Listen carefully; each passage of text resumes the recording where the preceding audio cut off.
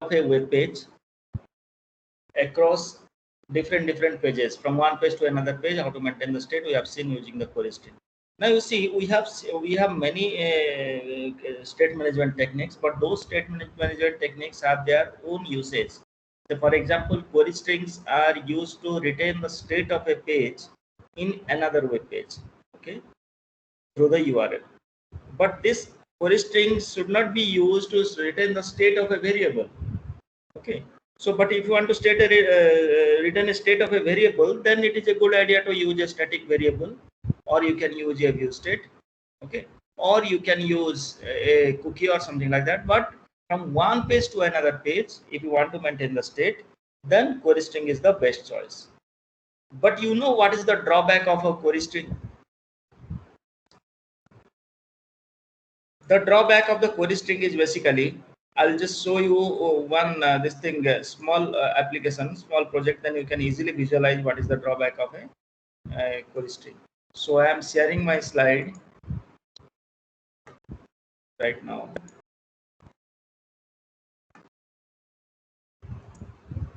Is my screen visible to you? Yes, sir. Okay. So now say suppose this is your admission page, but say suppose we have a this thing toolbox. In the toolbox, suppose I have a label control I'm adding over here.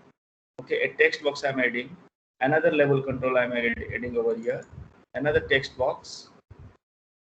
Where is the text box? Text box. Okay, then a button control. So these things I have added. Sorry.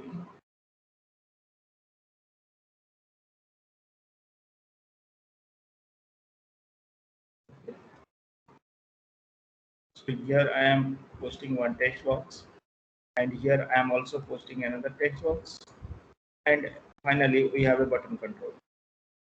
Okay. So here the text box name I am giving what? I am giving, say, suppose username. Okay. Sorry, text box username, and here we are suppose giving the password. Okay. And here suppose the content is sign in. So now here in the sign in button, what I will do, if the login is success, I will open another page. Okay.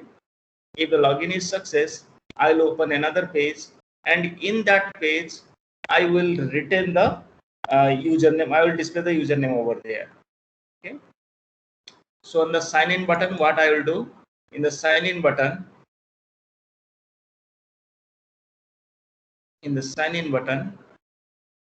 I will response.redirect to the this thing, suppose default.aspx. Okay, response dot redirect which page? Default.aspx. But I will retain the username equal to text box 2 dot text. I think text box 2 is the username. Let's see. Yes, text box 2 is the username. So on the sign in button, what I will do, I'm just transferring the control to another web page default.aspx, and I am sending the username from this box. Okay. So here I am checking if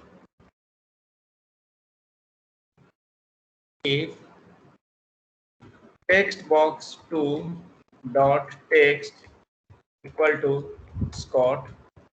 I'm checking the username.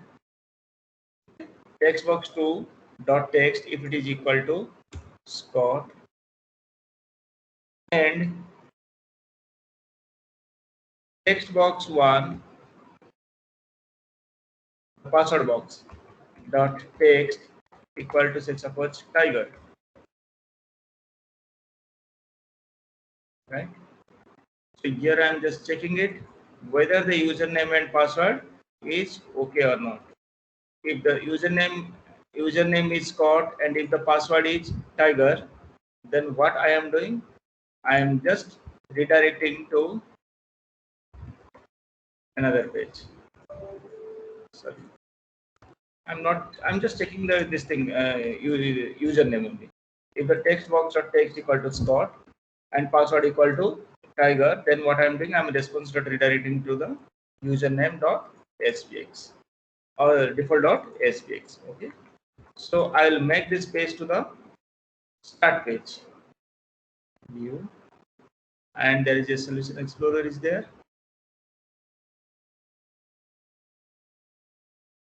Solution explorer. Okay, so in the solution explorer, I am making the admission page as the start page, right? Okay. Then, okay, so I will put one label control again, either here, label control. Okay, I'll change its font to red. For color, I am changing to suppose red, and it is font should be bold. Okay, on the sign in button, if textbox2.text equal to Scott, then it is redirecting to the default.spx.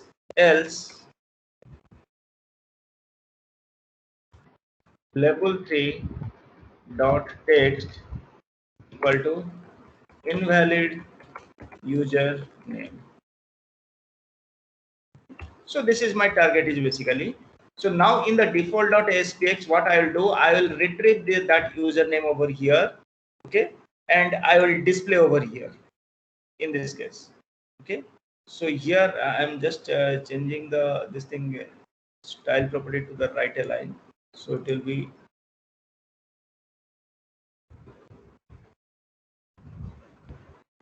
yes, right align. So this is the table data. So here I will change it to the server tag so that I can put values over here.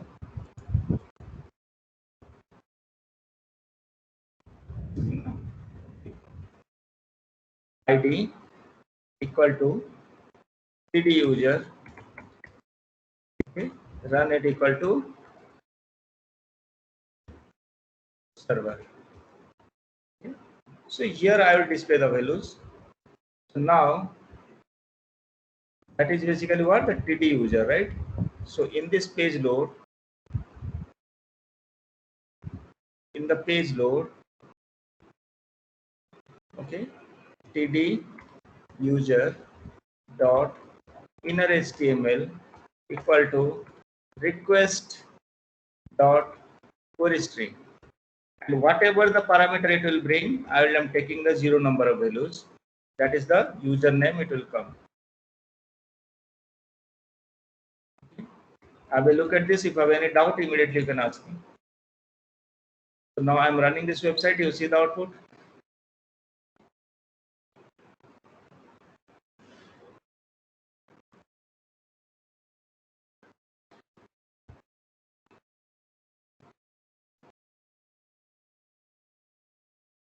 So we have the username and we have the password.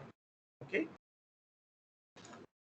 So here I am providing some wrong username. You see, I am just getting invalid username. But here I am providing what? Scott. Okay. The moment I hit the sign in button, see the default page open. Here username equal to Scott, and here is also Scott is coming in the right hand side. You see in the cell, or you can mention it welcome Scott, something like that, as you used to mention. But the drawback is that in the query string itself, the username is coming, which have a potential security risk, isn't it? So the idea is basically what you should do then. We should encrypt this query string. I have given you some source code in the last class. So using those source code, you can simply encrypt the query string.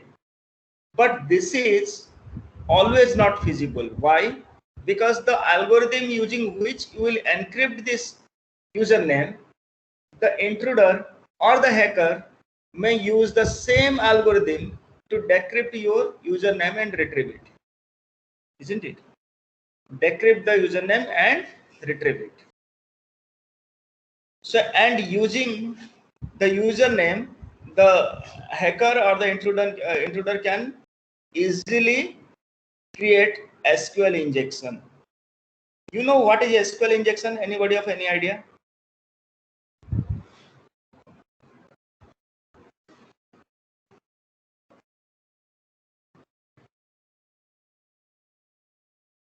Hello.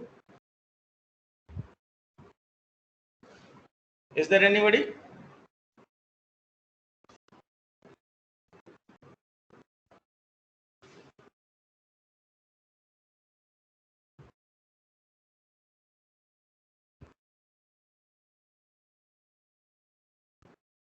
Hello. Yes, sir. I asked a question. I need the answer.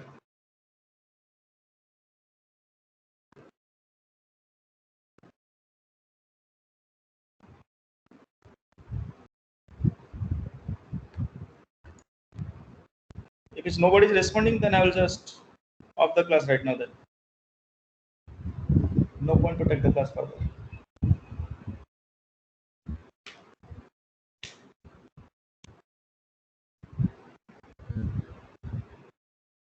Akash is there.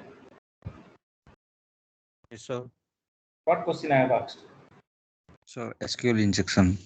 So I need a reply basically. If you know, then you can reply. If you do not know, sir, I do not know. So explain that. So it is one of the common attacks. So it used to say used to retrieve hidden data, etc. Anisha is there. Yes, sir. Aishwarya is there.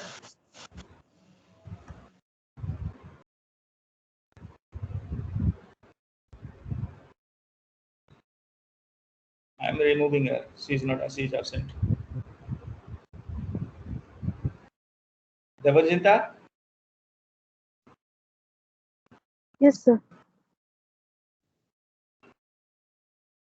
Mingma.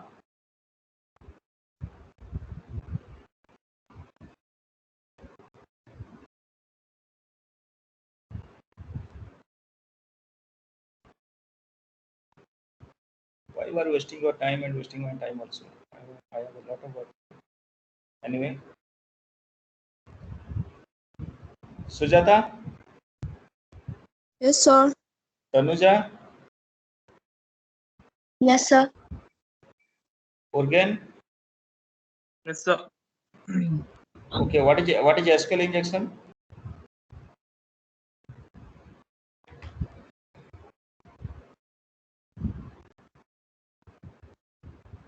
Maybe accessing the hidden input.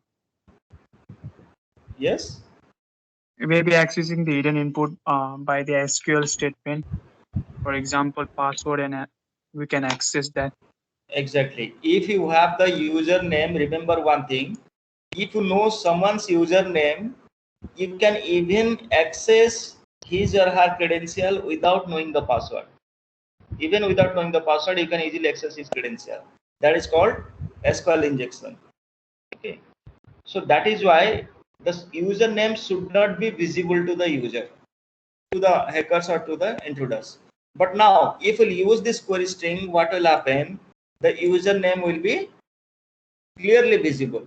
And even if you will encrypt it, then what will happen? The intruder or the hacker may decrypt the thing using the same algorithm. Okay, and retrieve your username. So that is the drawback of the query string. So now this process can be solved. Okay, this process can be solved using session variable and application variable. The session variable and the application variable. So using a session variable, what will happen? You can simply transfer data from one web page to another web page without taking the help of the query string. Without taking help of the query string. But this was not possible in the case of query string itself. Now, the difference between a query string and the session variable is that query string basically a client-side technique, so therefore it is much more faster. Whereas the session variables and the application variables, these variables or these techniques are basically the server-side techniques and uses the server resources. Okay, so it is heavily used the server resources, the session variables and the application variable. Now I will solve this problem without displaying the query string over here. You see what I will do? in the admission.aspx page, instead of writing the query string over here along with the default .aspx, what I will do, I'll create a session variable. Okay, session square bracket, provide your any variable name, say suppose uname equal to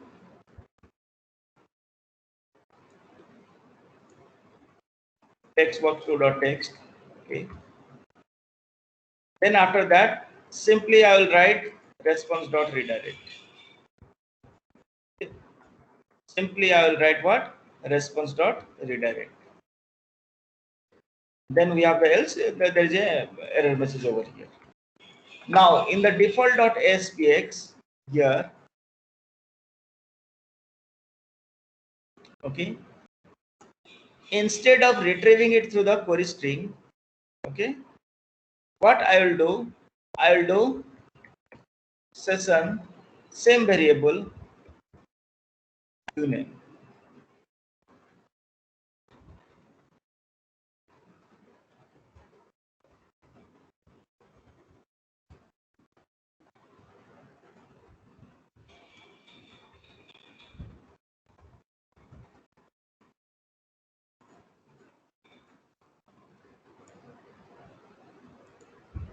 This was the session variable and this was your uname. Now see what will happen.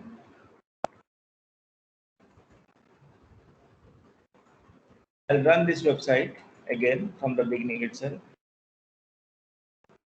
Okay. You have the spot, I'm providing the username and I'm logging in. You see, you are getting the username in another web page, that is the default.aspx. Now your query string is as intact as it was. Okay, so you are not taking the help of the query string. Everything has been done in the background in the server side through the session variable. Remember one thing, servers are much more secure than that of the clients. Servers are the much more secure than that of the client. Okay, so therefore retaining the state of a web page like the username, passwords or anything, the retaining the state of the page in the server side becomes much more secure. So what I am doing, I am using a session variable and I am storing the value in the server side itself. Okay, am I clear to all of you? What is the benefit of the session as I said? Yes, sir. Yes. Just like your session variable, there is also another variable that is called application variable. We will see the difference between the session variable and the application variables in details basically. And but here you see the session variable. The session variable are of various types. There are many types of session variables. So those are in prox mode, state server mode, SQL server mode, custom modes. We will have a detailed discussion on this. But first, what you should to know, we should learn is basically what, like types of servers. What are the various types of servers? This concept you must learn. Simple question I will ask. You are viewing my desktop, isn't it? So here, in my desktop, this desktop is a client machine or a server machine. Anybody of you?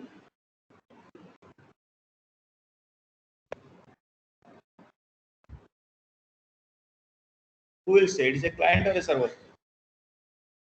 My desktop.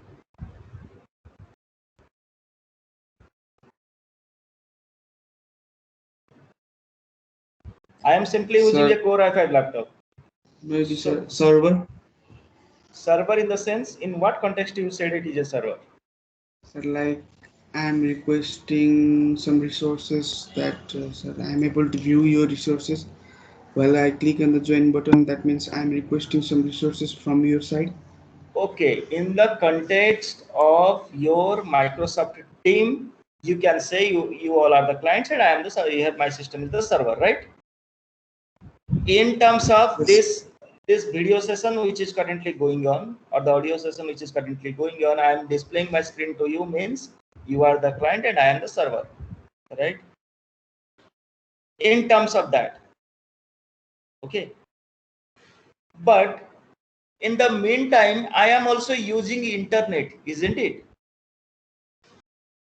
So Yes, sir. my system is also sending a request to the internet service provider system, and from there they are accepting my request and they are sending the permission to use the internet, isn't it? So in that case, my system is a client and the internet service provider system becomes the server. Are you getting my point? So you cannot say like this machine is a client and this machine is a server. So depending upon the role they played, the characteristics of a machine has been defined, whether it is a client or whether it is a server. Are you getting my point? Your mobile phone, if you will say that is itself is a client and itself is a server.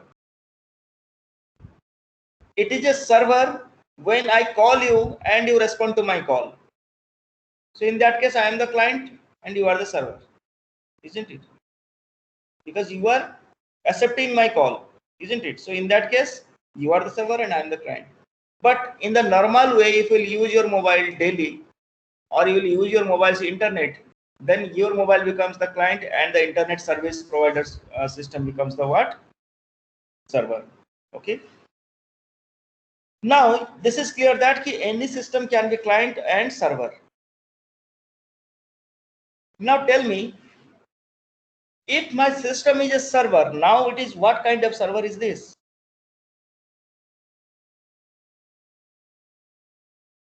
It is a file server, or it is a SQL server, or it is a internet information services server, IaaS server, or it is a web server. What kind of server? Or it is a print server? What kind of server is this?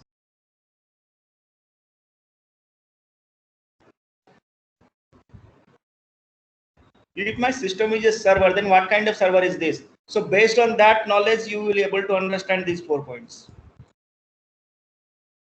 What kind of server is this? My system.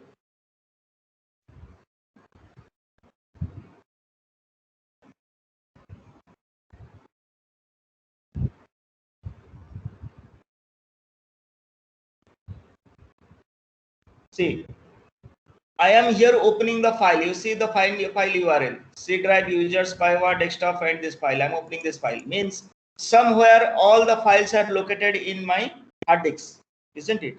I am able to double clicking on any file. I'm opening the file, isn't it? Okay. Now, the good thing is that this file is visible to all of you. All of you are viewing my file, isn't it? This state management.pdf. So means all of you are sending a request to view my files and I am allowing all of you to view my files, isn't it? So in that case, my system is a file server. In that case, my system is a file server because it is hosting the files and it is only displaying the files to all of you. Am I clear to all of you? Yes, sir. Now, second thing is that I have installed SQL Server in my system. Here, I have installed SQL Server in my system. Okay. So then my system becomes what? It is a database server.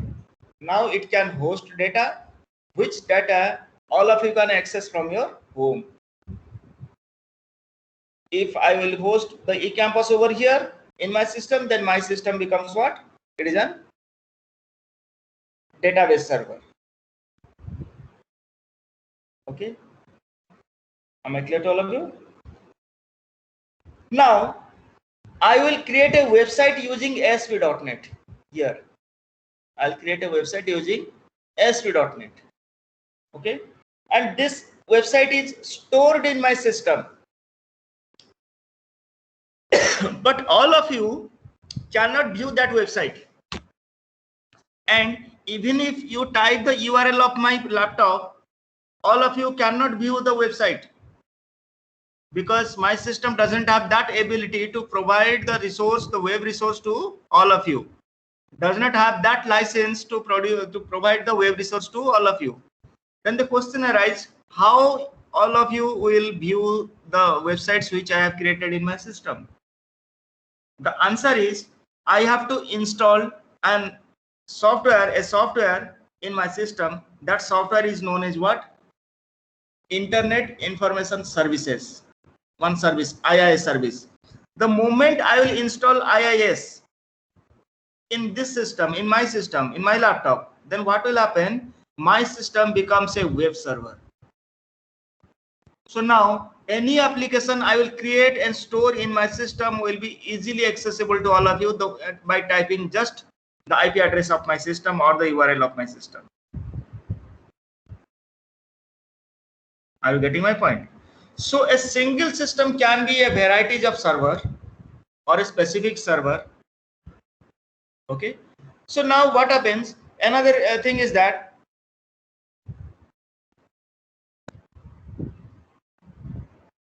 all of you are working in an organization, and all of you need, let's say suppose you need to print documents frequently.